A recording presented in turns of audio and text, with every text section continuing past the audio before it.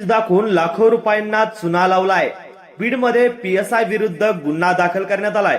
लग्न म्हटलं की डोळे दिपवणारी रोषणाई, महागडे कपडे आणि पैशाचे अवाढव्य प्रदर्शन या गोष्टी आल्याच मात्र बीडमध्ये नवरीला आणि नवरीच्या कुटुंबियांना लग्नाचे आमिष दाखवून त्यांच्याकडून सोने, कपडे आणि इतर साहित्य घेऊन लाखो रुपयांचा चुना लावल्याची घटना आता समोर आली आहे। या प्रकरणी पीएसआय नवरदेवाविरुद्ध गुन्हा सुद्धा दाखल करण्यात आलाय। धक्कादायक म्हणजे पीएसआय नवरदेवाने नवरीच्या कुटुंबियांना बंदुकीचा धाक दाखवल्याचाही आरोप होतोय। समोर आलेल्या माहितीनुसार बीडच्या मातोरे गावातील मुलीचे पीएसआय पवन निंबाळकर यांच्या विरुद्ध लग्न ठरले होते। आपल्या मुलीच्या लग्नासाठी तिच्या आई वडिलांनी कष्ट करून लाखो रुपये जमा केले होते। हे सर्व पैसे साखरपुडा आणि लग्नाच्या खरेदीसह इतर गोष्टीवर खर्च केले। मात्र लग्न अवघ्या काही दिवसांवरती आलं असताना पीएसआय पवन निंबाळकर यांनी लग्नाला नकार दिला। या प्रकरणी मुलीच्या आई वडिलांनी जाब विचारला असता पवन निंबाळकर यांनी मुलीच्या कुटुंबियांना बंदुकीचा धाक दाखवत धमकी सुद्धा दिली आहे।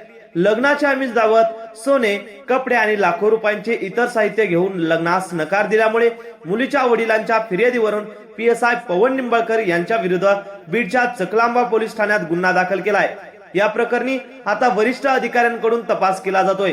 मुलीच्या वडिलांनी फिर्यादीत म्हटले की आम्ही पै गोळा करून मुलीच्या लग्नासाठी पैसे जमा केले होते, मात्र आता आमच्याकडचं सगळं संपलंय। पीएसआय पवन निंबाळकर यांनी आमचा मानसिक खेळ आणि आमची बदनामी केली आहे। तसेच पीएसआय पवन निंबाळकर यांनी आमच्या मुलीप्रमाणे अनेक मुलींना सुद्धा फसवलंय, त्यामुळे यांच्यावरती कारवाई करावी अशी मागणी पीडित मुलीच्या वडिलांनी केली आहे। तर दुसरीकडे पीएसआय पवन निंबाळकर यांच्या भावाच्या फिर्यादीवरून मुलीच्या कुटुंबियांविरोधात सुद्धा गुन्हा दाखल करण्यात आलाय। त्यामुळे आता दोन्ही तक्रारीच्या अनुषंगाने चकलांबा पोलीस चौकशी करत। यामुळे आता पोलिसांच्या चौकशीनंतर कोणी कोणाला फसवलं आता प्राथमिक माहिती समोर येईल।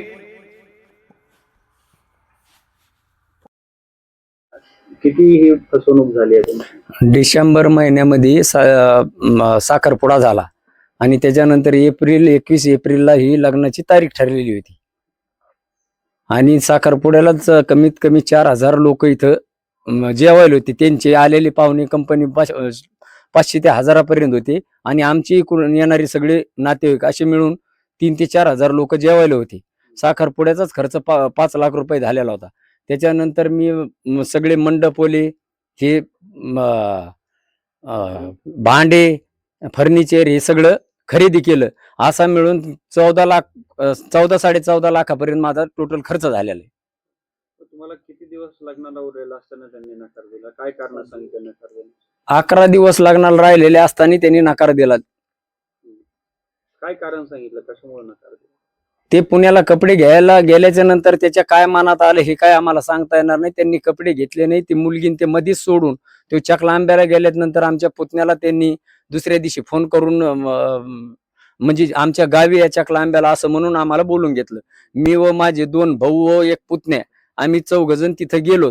गेल्याच्या नंतर त्यांनी आम्हाला तुमच्या मुलीशी माझं लग्न करण्याची इच्छा नाही असं म्हणून आम्हाला त्यांनी डायरेक्ट सांगितल्यामुळे आमची बुद्धी हँग झाली। आमच्या पायाखालची वाळू सरकून गेली।